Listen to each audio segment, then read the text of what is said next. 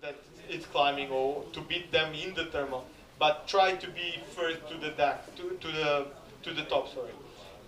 This is an exercise that it requires a lot of observation of all the pilots that are in front of the takeoff, that can check that you can see who is climbing better, or you're already in a thermal, you move to a next one, and it can be quite fun knowing that you climbed first, because then when you have a comp, it can help you a lot.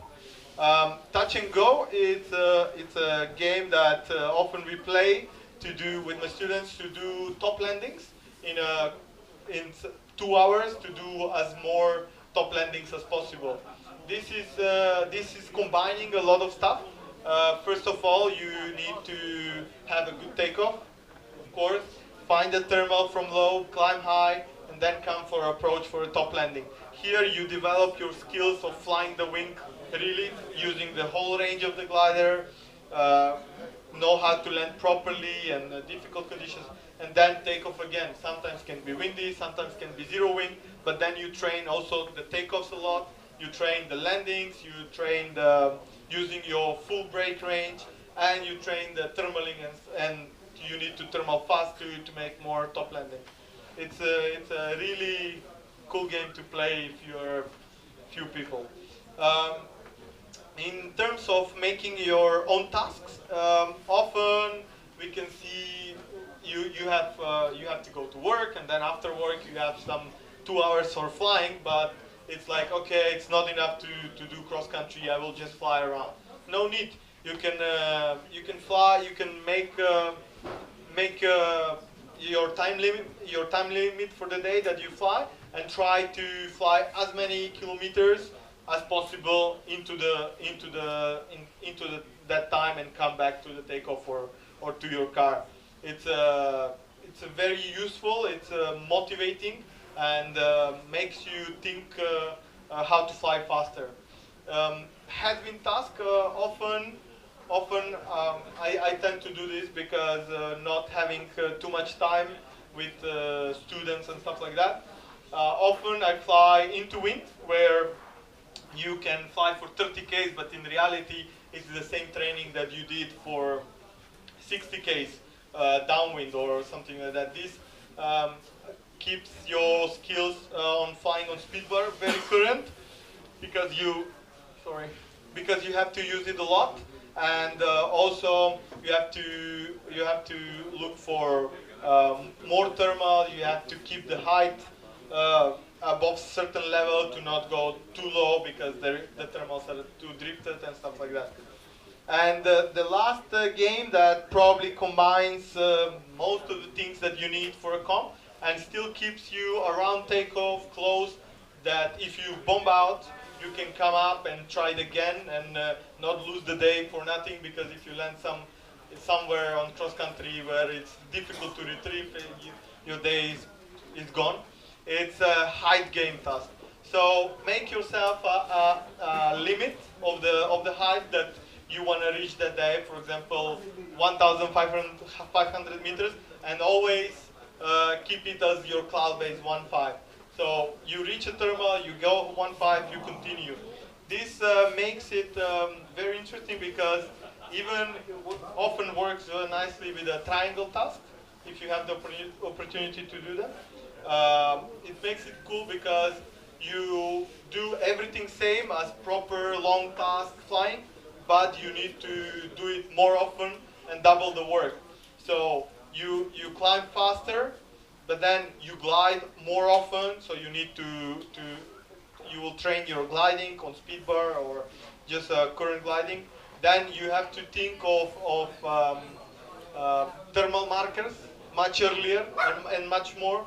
So you need for the same flight, you need maybe 30 thermals instead of 10 if you go all the way to cloud base and just glide. And this makes it quite interesting to reach some task or some goal without making too high, but also makes your training triple the size than if you flew normally from thermal to thermal with long glides and not really needing to check the thermal triggers all the time and stuff like that. So yeah, these are games that I'll already tried. I fly them a lot, having limited time and place, and also I guess not many people have the opportunity to fly far because of expenses and retrieval and organization. To you have to be with other people, somebody to bring you back and stuff like that. I think it's a very interesting to do it, and for sure you will be not bored, and you will have something to talk about with the beer later, even if you didn't make the longest task on the XA contest or something like that. Yeah, that's all about it.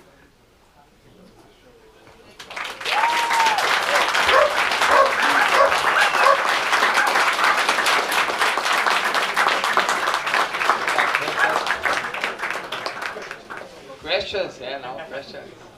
Any questions? Uh, Maybe one for me.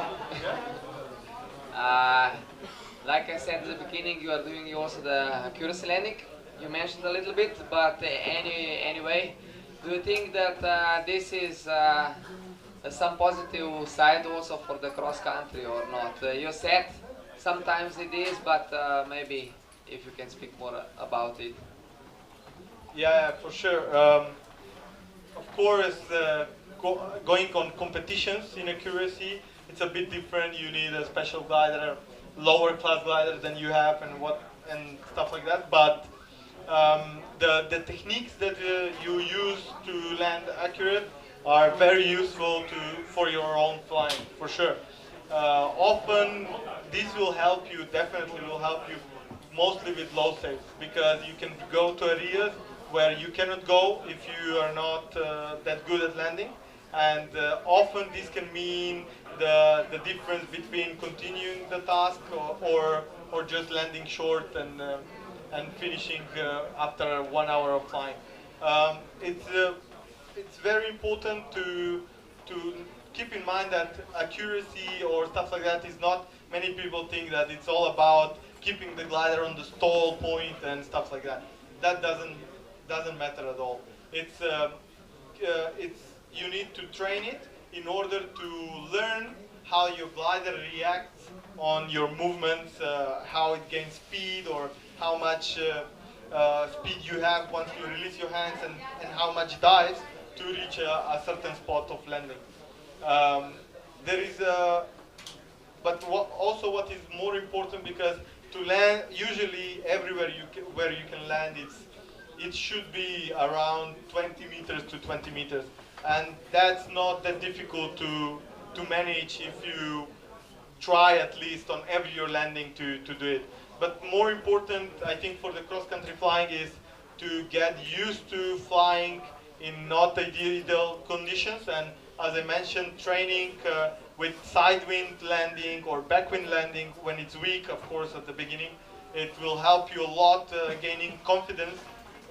So you don't matter if the place is slightly on the edge, or it will also help keep you safer and gain confidence for the when you get on a comp. To often on the flats we have people that they go up from very low above a village where the landings are super limited, and many pilots that are okay, that they are able to climb from that low, they are able to use that thermal. They don't go there just because of the landing. They don't feel okay, and it's pity to lose your whole flight, or to use your result just because you didn't want it to even try how to land properly at the end of your flight.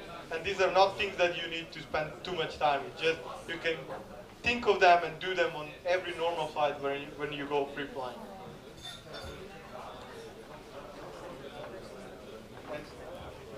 Any more questions? Thank you, Martin.